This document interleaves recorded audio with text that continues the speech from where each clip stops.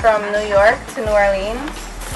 Noticing the name, it takes the bus and they come and they help out here. They help out at Blair's Grocery, and it's really effective. I really like this whole idea. Dr. Philip D. Castile, the president of the University of Houston, came to speak to us about some of the first literature on New Orleans. Let's see what he had to say. So, one of the most famous novels in French literature is a novel called Manon Lescaut, which is the name of the heroine. And the novel was written by a French priest who was a pretty worldly priest, so very well. He knew a little bit about romance and everything that goes with romance. And so two doomed lovers leave France and come to New Orleans. And that's the first literary appearance of New Orleans in world literature. Now, it's a novel in French. Of course, you can read it in translation. But the thing about it was the author had never been here. And that raises a key point about the art and writing of New Orleans. It's always really about somebody's idea of New Orleans, not necessarily the fact. But that raises another question. Is the fact really somebody's idea of New Orleans, or is it the reverse? This is a city where facts and fiction get mixed up and reversed, and you never know which end of the telescope you're looking through. Some things remain the same, but it's always a city that people project their sort of imagination or their notion of release or liberation or what have you onto. And actually the reality of this city is often very different from that. It's a city where imprisonment or subjugation has been much more the reality than anything like liberation or emancipation. But all of these crowds of people you see here this weekend, maybe even including yourself, people come here because they think they're going to be released from the humdrum and the daily, day-to-day and all that. And in fact, it's true. There's a certain license here given here for very non-political expressions of the id, if you want to put it that way. But the reality has always been something very different. My name is Reverend Daisy Brinkley Martin. I was in the Katrina, lost everything in the hurricane, and I'm back on 1739 Charbonnet Street, and I'm still making it. The God has blessed me. I'm still making it. And I hope that you all will come to see me one day. I'm glad the young ladies passed over because they're so beautiful, and I'm glad that they cared enough to come over. So you want to show us a tour of your house? Come on. Sure. Come on, let me show you one second. Let's go.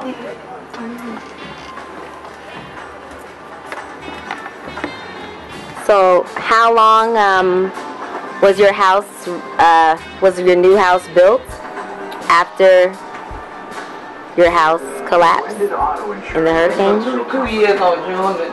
Why do accidents happen fast? It was 2 years in June when I got this house. So the March at home, 2 years ago in June. How do you feel about this home? Is this your second home? It's the second one I bought. But I got property out in Mississippi, you know, way out there. But this is the first one I bought. How do you feel about it? But I like it. We don't have that many neighbors, but I like the house, you know. Do you think the neighborhood will come back? No. Some of them got drowned and all that, so I don't think so. I'm coming back. And I wish they was. Because I did have some wonderful neighbors, I did. Before Katrina, we walk out and say good morning every morning to each other, you know. We barbecue in the yard and all those kind of things. We go to church together because I have a church in my home. But it's kind of sad because they're all gone somewhere, most of them. If there's anything that you can say to them if they were still here today, what would it be? I wish my neighbors was back. I really miss them. Because I had some really wonderful neighbors, women and men, you know, and young people. A lot of them call me mama right now. Because they, you know, they remember me as acting like a mother to them.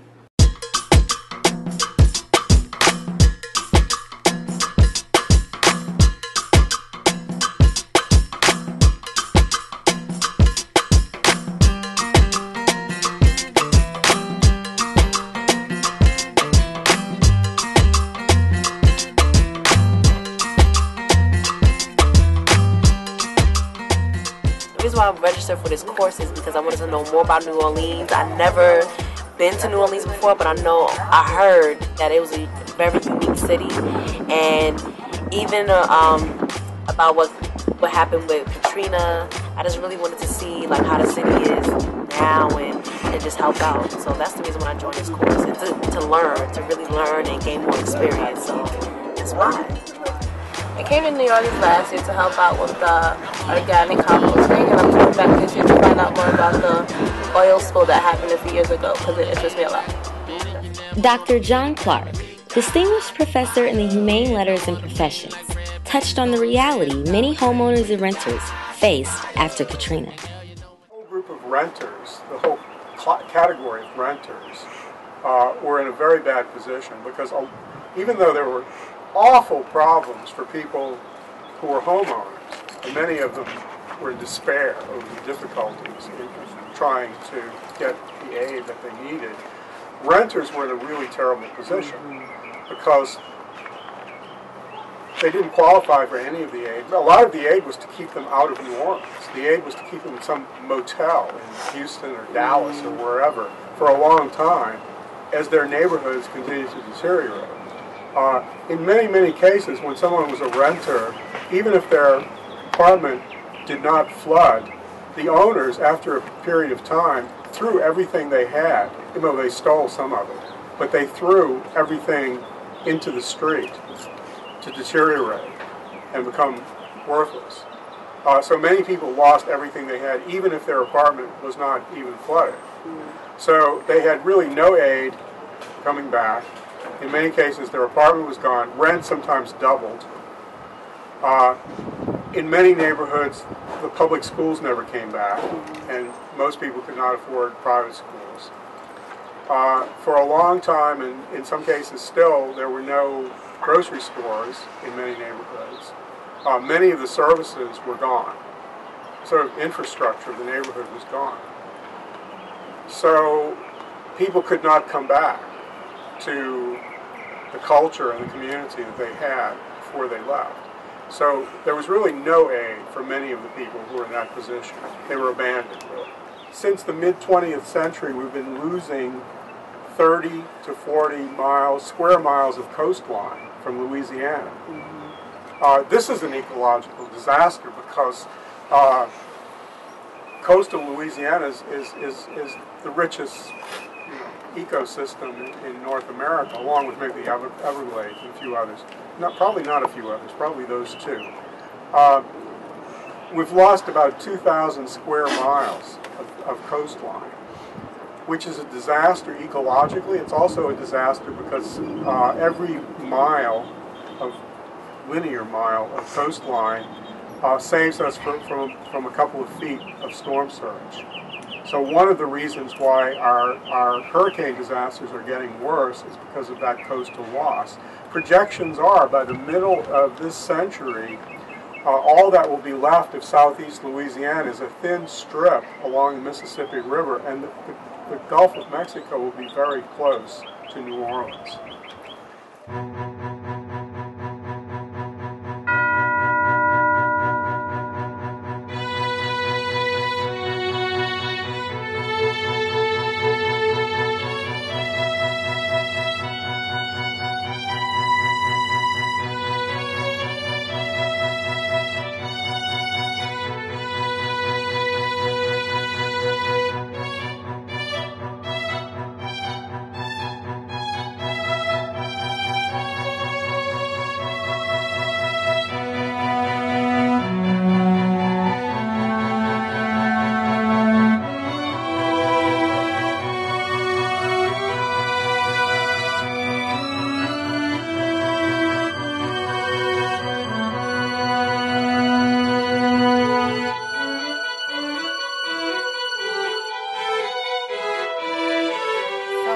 Last year we learned a lot.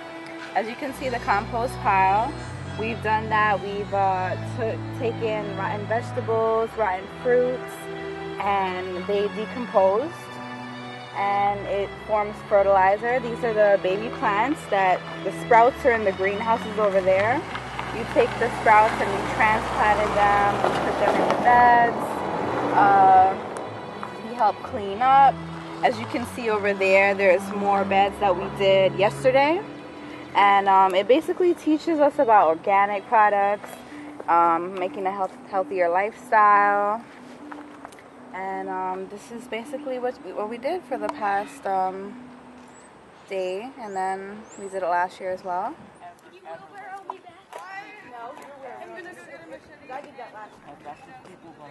So Daphne, what are you doing here today?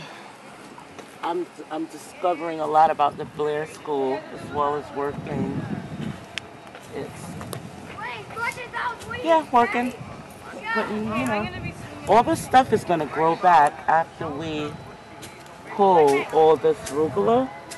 And amazingly enough, they don't have to repot it. So, that's what I'm doing. It's my part today.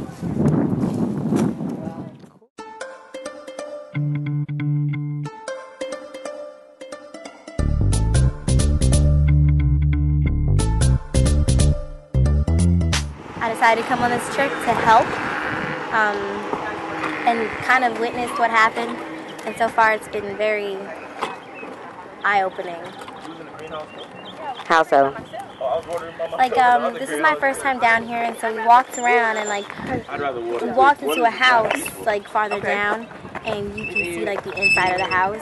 And there's, like, an old school uniform in the corner. There's the floor is broken in. You can see the, like, remains of a bedpost and, like, just the damage that caused 7 years later. And, like, the fact that they're still sitting there, and, like, there's another house next to it, which is just the porch. They're not pulling weeds anymore? I feel like, somebody should put in some time to fix these houses because there's so many houses around here boarded up. I decided to take Then and Now New Orleans class just to get the experience, just to get the exposure, just to see what's going on down here. I hear many different things about the culture and, how, people were outreaching to the New Orleans people, and coming down here, it's a big shock. I'm not really surprised, but in a sense, like, it is eye-opening just seeing, some of the homes aren't even repaired. There's, like, abandoned homes, and, we're actually staying in the French Quarters at a really nice hotel, and then we come here, like, the cultural and the vibe is just completely different, and it's only, like, about 10 minutes away outside the French Quarters, the Ninth Ward, so it's just, very eye-opening and shocking, and it's sad that, a lot of people aren't reaching out to help these people and to help them build their homes and build their community back up.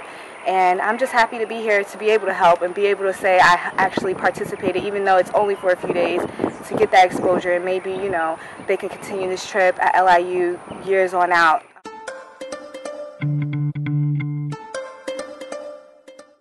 The reason why I want to attend this trip is because seeing a lot of shows, well, not shows, like documentaries on Discovery Channel, especially with the recent one that occurred with BP and the oil and all the shorelines in Louisiana, really kind of caught my attention. For the past 4 years, I was in the Marines, and I wasn't able to come and help out here when the whole situation happened. And now that I'm out, I do have some free time, and I felt like I could use that time better here, helping out for a good cause and then being at home.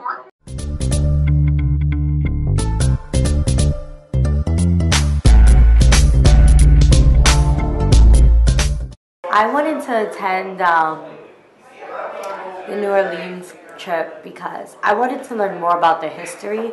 I mean, I've always watched movies, but the movies depict something else that's different. And I wanted to actually come down here and see for myself the devastation of Katrina and help out a bit. Everything, like the architecture, all the buildings, it just reminded me of there because that's exactly how it looks. Like the shutters that they have on all their windows, it looks just like that down there. So it reminded me of the Caribbean. Brenda Longfellow, chairperson of the Department of Film and Video at York University, informed us on the BP oil spill and where they will be drilling next. That disaster is not over. It's like those ongoing disasters of New Orleans. It's the ongoing disaster. The shrimp fishery has collapsed. There's no shrimp off the coast of Louisiana anymore. This is a place that had 40% of the world's fish. It was the seafood capital of the world and the shrimp capital of the world. The big question for us is, we're not just looking at Louisiana. We're looking at the proliferation of offshore in the North Slope of Alaska, where they're going to start drilling this summer. Shell has got a lease to drill off the North Slope in the Arctic, which is probably one of the most fragile ecological zones imaginable. And again, the oil companies are saying, we have an oil response plan. I mean, I don't know if you all remember the oil response plan that they claimed to have in the Gulf, which included how they protect walruses. Well, I'm not a marine biologist, but I think there's walruses in the Gulf, which basically meant they were cutting and pasting. There was no serious commitment to an oil spill response. Shell is starting this summer, and we're actually filming in this one community called Point Hope, where it's on the North Slope, and the community is really, as many of these communities are, in a deep conversation. We were talking to an Indigenous filmmaker up there who we're working with, and she said, no, you can't say conflict. We're having a deep conversation where a lot of the people in the village are deeply opposed to it. They live in traditional subsistence ways. They're worried that the whale hunt is going to be affected. They already feel that the whale hunt has been affected by the seismic testing that oil corporations are doing up there. Once Shell goes, all the rest of them will start coming.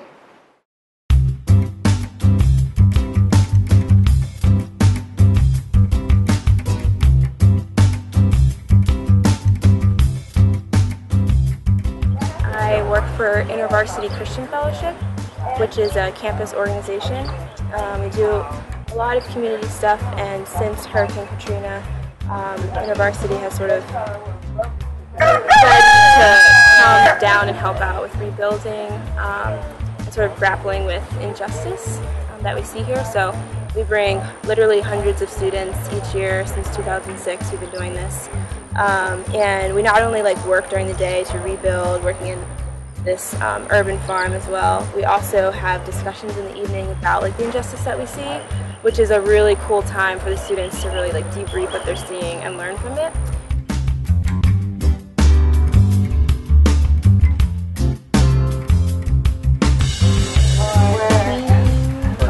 Washing arugula. And just picking out the ones that Basically, you pick out the ones that are the prettiest, in simplest terms.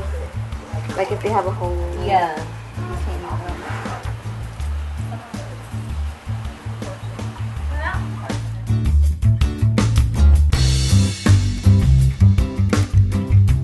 My name is Lawrence Mims, born and raised in New Orleans, have lived in the Lower Ninth Ward since 1979, and there is no down-to-earth words that you could express to talk about what it is to feel or what you feel behind Katrina.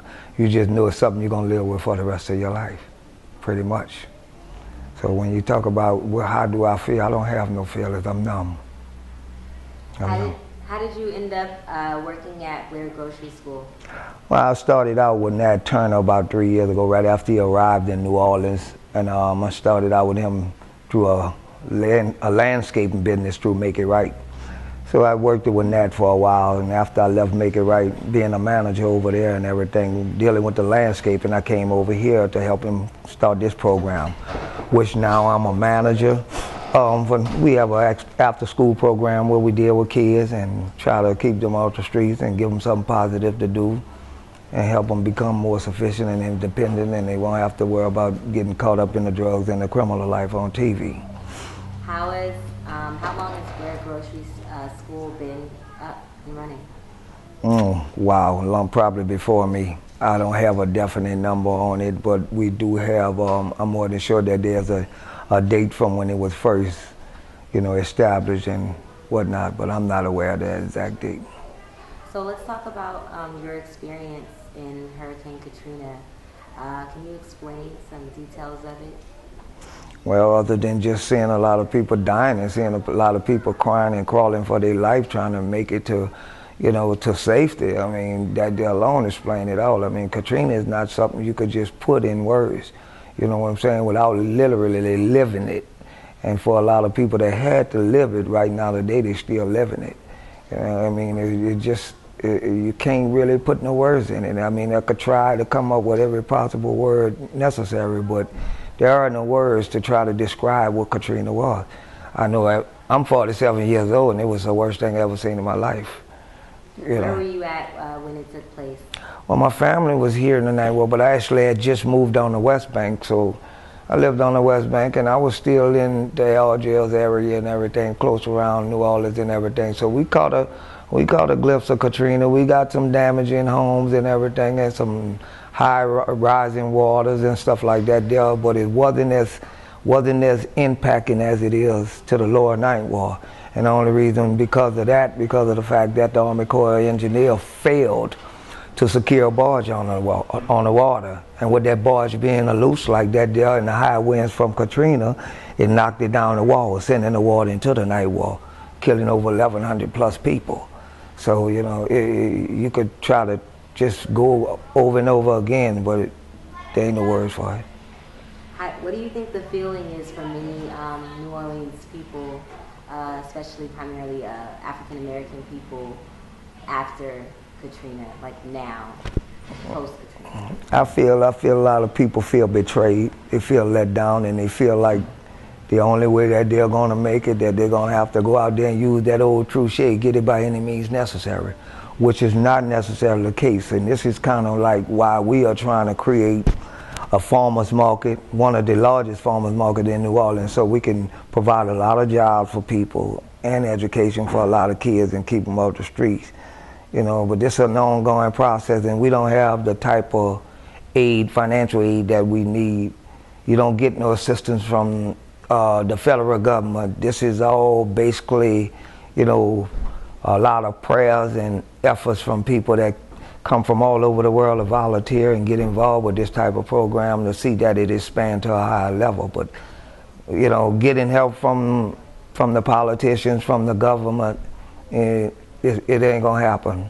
They haven't made no attempt to even try to get involved with this here. And this program has been going on now for a while, and they know about it. It's on the internet.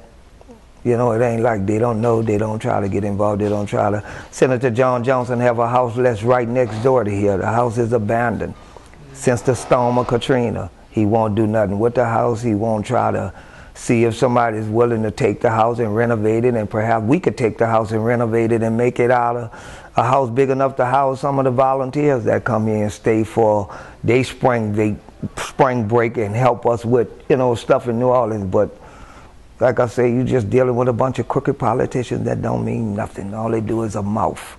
They convince you to vote for them, and they tell you what they're going to do, and they don't do shit. Point blank. So the bottom line is, we haven't established a point to where we want to be in our life, but if we just hold on and keep on trusting in God, and everybody join forces, we could do this here. There it is. It comes at you straight face and all. Before the sun goes down, another body falls. We look back to the lives been taken from our hood. We realize that the future doesn't look good. Mothers are crying for the ones they love most when the reason for the killings are caused by dope. Our little sisters and brothers can't even go out and play because the parents are afraid it might be their last day. We have nowhere to run, nowhere to hide. This is a story called Torn Down Unity. Brothers and sisters that are blind to reality, killing one another like we're going insane from a well-known substance known as cocaine. Blind to reality. Blacks taking the lives of one another in society. Blind to reality. Some of our sisters are out here trying to satisfy a useless need. Blind to reality. What must it take for us to see that we are blind to reality? We have a freedom of choice to do as we please. Why must we want to fulfill such a useless need? Take a look at the facts. The story is clear. We can't even keep a count on the blacks being killed. So we must take a look at ourselves and put our life in check, or we could be the next person who dies from attack. Thank you.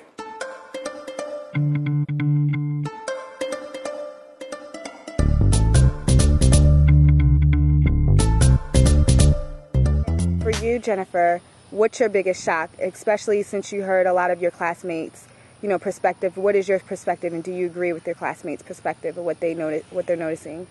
My biggest shock is the fact that these people, I mean, in the French Quarter, there's mansions. Like, these people are living, it's literally like castles. Like, I've seen castles, and I'm like, you see the environment that we're at here, you know, and it's like, from going from where we're staying and around the mansions that we've seen, like literally like these are single family homes living in 20-bedroom houses, to broken down shacks and homes 8 years later where these homes are still condemned. There's snakes and all types of animals like out here that came from the Gulf, and it's just like that's really my biggest shock. Currently we are in what is called the Garden District, which is the elite neighborhood in the city of New Orleans. We are standing in front of a house that is probably about the size of a major apartment complex in New York City in terms of square footage, and on a lot that probably exceeds 10,000 square feet.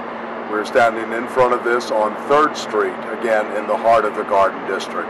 This is where the 1% or the 1/4 or 1/10 of 1% live in New Orleans, who control a lot of the city's wealth. It's carnival organizations, the top carnival organizations, most of the local businesses, and most of the people that live in this neighborhood keep second homes in California and or Florida, and in some cases in Europe. This is the famous cornstalk fence house in the Garden District in New Orleans, modeled on the old villas in Italy. It's been a place that has changed many hands over the past 30, 40 years. When I was growing up, it was owned by a family called the Morans, who were in the printing business in the city of New Orleans. And as a teenager, I attended a few parties here.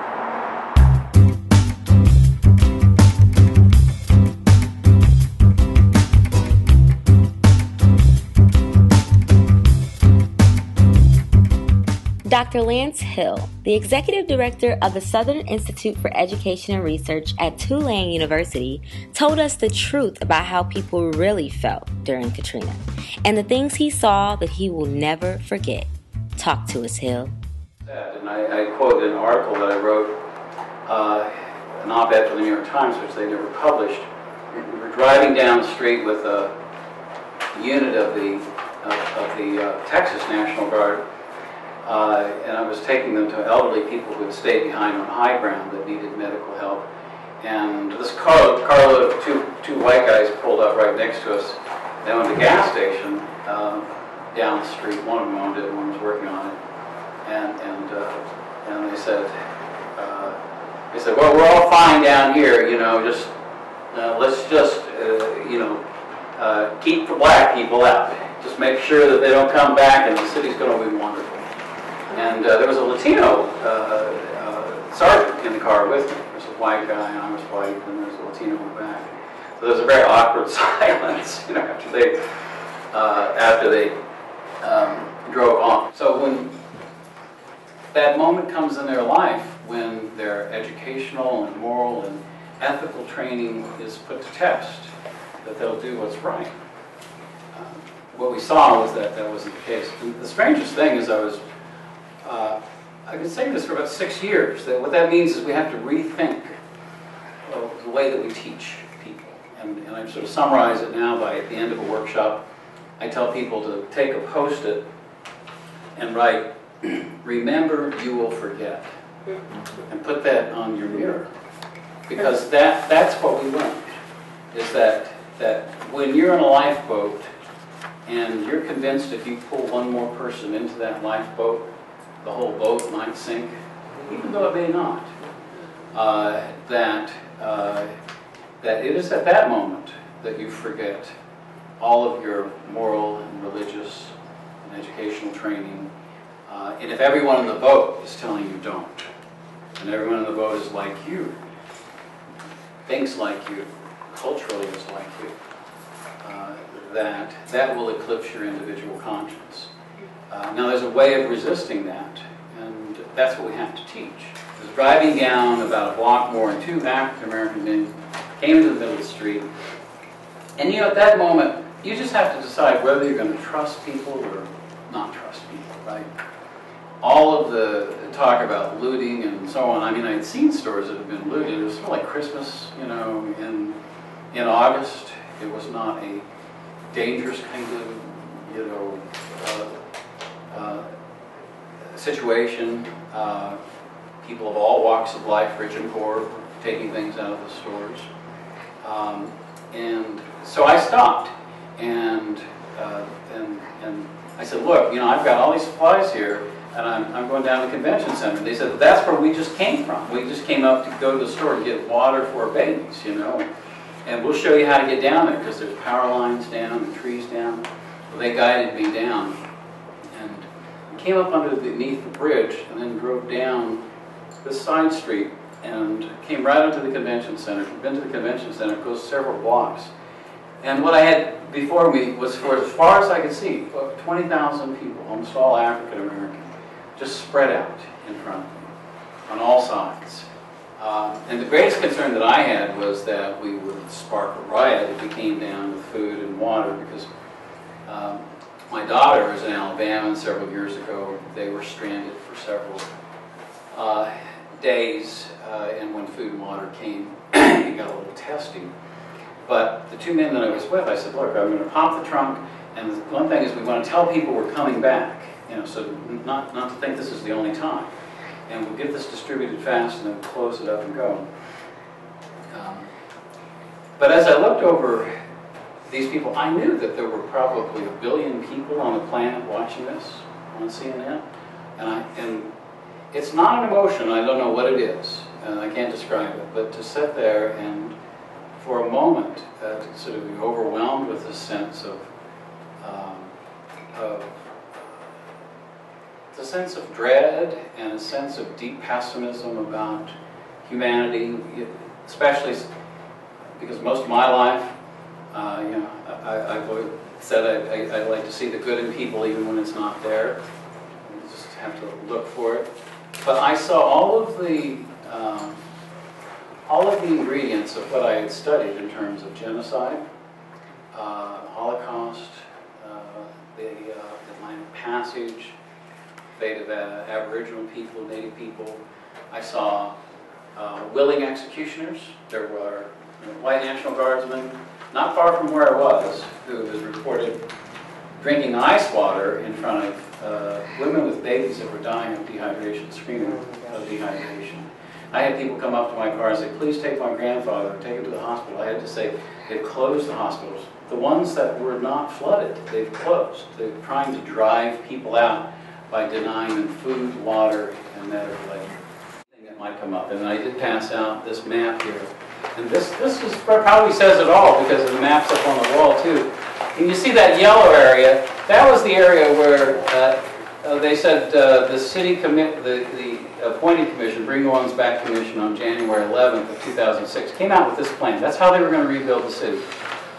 80% of the black community would have had their neighborhoods demolished. 80%. Everything in yellow. If you said draw me a map of Black New Orleans, that yellow would be a map of Black New Orleans. For people that say, well, it was about class and not race, at the very top of that yellow, right by the lake, there's a little brown strip. You can actually maybe even see it on these maps. Just barely, right where it says Leon C. Simon up on the top, right? Robert E. Lee Boulevard, that kind of gives you a hint, right? That area was exempted. That area you could rebuild in. That area was a white island. Robert E. Lee was a Confederate general. That was a white, middle-class neighborhood in the middle of the black community. So the argument behind the planning was, well, we don't want to rebuild the neighborhoods that flooded heavily. But that neighborhood flooded worse than the lower Ninth Ward. Now, where's the lower Ninth Ward in that map? Those green dots are areas that would be turned into swamp or green space. We call them green space dots. The entire Ninth Ward was going to be wiped out and turned into some sort of retention pond or swamp. So race was the factor. And that's why I say this presentation is about wind, water, and race. What happened to African Americans, what happened to everybody in the city was wind and water. But there was another factor that was unique, and that was race that happened to African Americans, and that's what we have to come to terms with. In regards to the UN, was then going to fund or send troops down to Rwanda. Why? Because it's not in their interest to do so. Louisiana, it's not in their interest to, you know, help the people to I wouldn't say help the people, but to like improve indicators, social indicators here, just because at the end of the day, I got to worry about my big coast cities like New York, Boston, Massachusetts, Miami, bringing the money, and that's bringing the revenue. If Louisiana's not bringing revenue, I'm sorry to say, deuces, like, you're not my main priority. And that's sad to say that because we're a United States and that's part of our country, but if it's a failing state. Yeah. What happened to the Native Americans through Katrina, before and after? Are there any more still around? And how do you know any of their takes on it? Is there any surveys about any of them died or? Native Americans? Yeah. Well, not in New Orleans proper. I don't know that there was much of any of the Native American community, but in the coastal regions, there were Homa and other folks. They've actually, taken a bigger hit, but a lot because of coastal erosion. A lot of their communities just aren't there.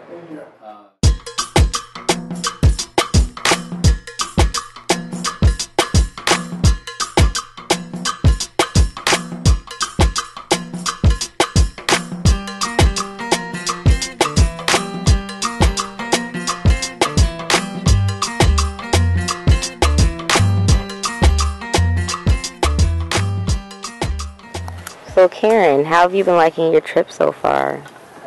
It's cool. I learned a lot of new things. I feel good I was able to come down here and help because they don't show you all this on the mainstream media. So I got to see it firsthand. Really? How are you liking Blair Grocery? I love it. I love what they're doing and how they're trying to help the community.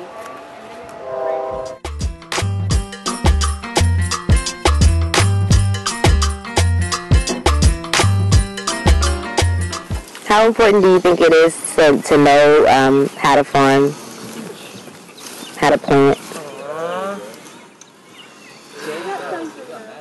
It's very important. It's essential to your livelihood. I wish I'd learned how to do it. I did not grow up on a farm, so I'm learning a little bit as well, so that at some point I can do gardening and I can have some vegetables, and I think it's the healthiest way to rebuild the community. So Shanta. Yes. This is your 4th trip. Is this your best one yet? No. Why not? It's a good trip. Don't get me wrong. It's a good trip. But I got to say, my first year was my best year. We actually got to work on people's houses who were rebuilding and told them that they couldn't rebuild. And I remember this one guy, he had us in his house and we were like sanding walls. And he stopped everybody from working. And he said, guys, I want you guys to see some stuff. So we stopped and we looked. And he had a laptop and he showed us some pictures of him on a rowboat in front of his house. And then he showed us like the water levels of his house. And he was basically said to us, well, you guys are standing at, if you were here during Katrina, you guys are dead. And like everybody just, just looked at him like, wow, that's kind of, interesting. And he's basically by himself. His family didn't want to come back to rebuild. His wife and his daughter. So basically he had nobody to help him. So he reached out to the church that we were working with that year to help rebuild his house. So we sanded some walls and cleaned some garages out. And it was very, very touching. And then we did like another lady's house and we helped clean her yard and help do some painting. So every year is a different experience for me, but I think the first year is what really, really touched me. So that's why I keep coming back, because my first year was so touching to me. So I continue to do this. It's my passion.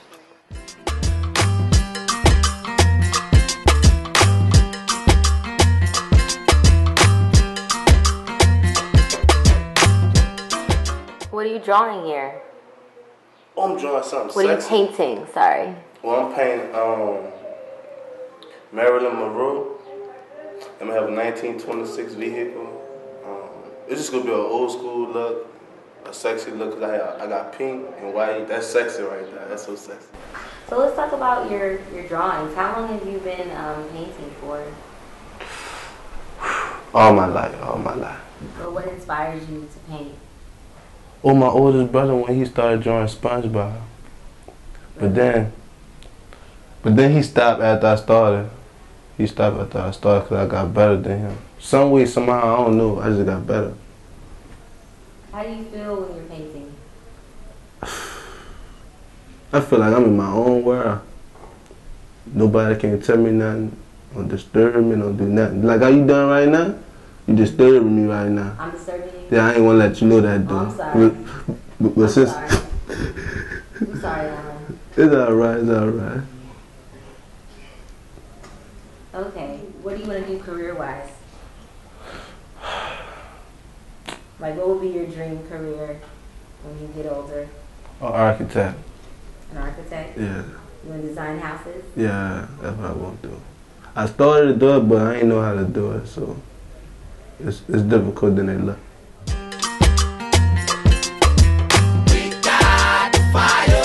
I'm on, play my cards right, keep it tight, baby, do my thing. We got the fire.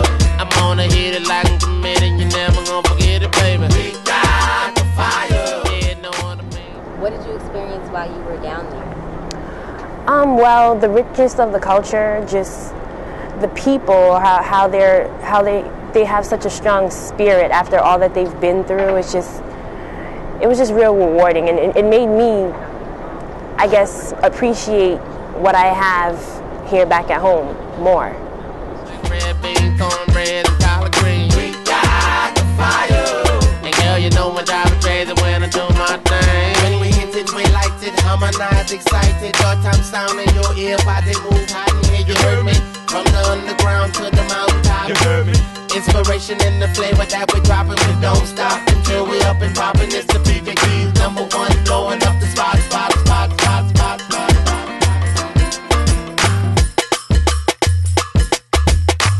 got the fire.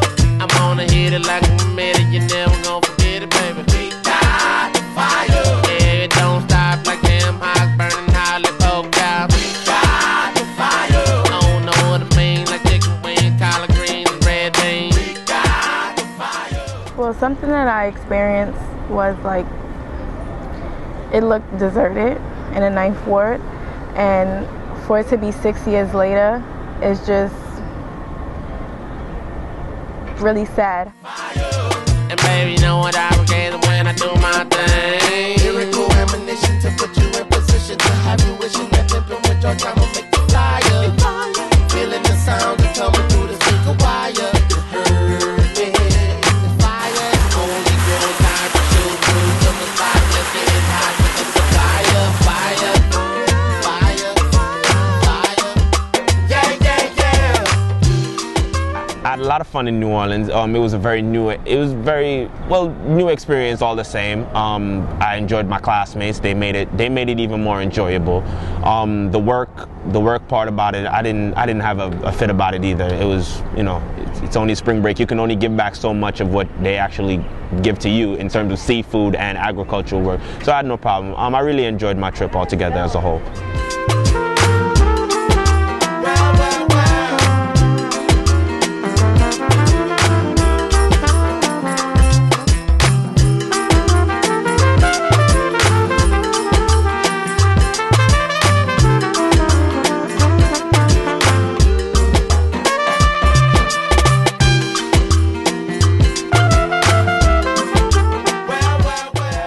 So what do you think about the trip? Well, The trip was really, really good. I'm just like, it's bittersweet going home. Yeah. But this area right here, to know that this was like the first freed area, it's crazy. It is, right?